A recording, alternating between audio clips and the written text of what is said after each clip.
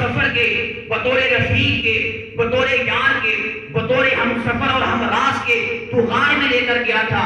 3 دن تک تو میرے مصطفیٰ کا دیدار کرتا رہا۔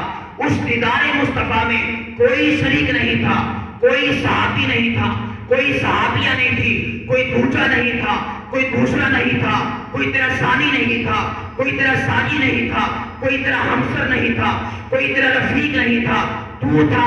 یا پھر ابو بکر میرا مصطفیٰ تھا۔ میں نے تجھے دنیا میں شرف عطا فرمایا کہ تو اکیلا 3 دن تک میرے مصطفیٰ کا دیدار کرتا رہا۔ دیدار مصطفیٰ میں تو لا شریک تھا۔ آج ہم نے سبھی کو بھیج کر اپنے سامنے تجھے بٹھایا، تو مجھے دیکھتا رہ، میں تجھے دیکھتا رہتا ہوں، تاکہ تو جس طرح دیدار مصطفیٰ میں لا شریک تھا تو دیدار خدا میں بھی لا شریک بن جائے۔ اس وجہ سے ہم نے تیرے لیے یہ اہتمام فرمایا۔ عزیزان گرامی قدر، یہ شرف اور احساس اگر کسی کو رب نے عطا فرمایا، ایک ہی ہستی ہے، اس ہستی کو ابو بکر صدیق کہتے ہیں رضی اللہ تعالیٰ عنہ۔ دنیا کے اندر میرے مصطفیٰ کے دیدار سے جو اس قدر مستفید ہوا کہ کوئی اس میں دیدار مصطفیٰ میں شریک نہیں تھا، وہ ابو بکر صدیق تھا۔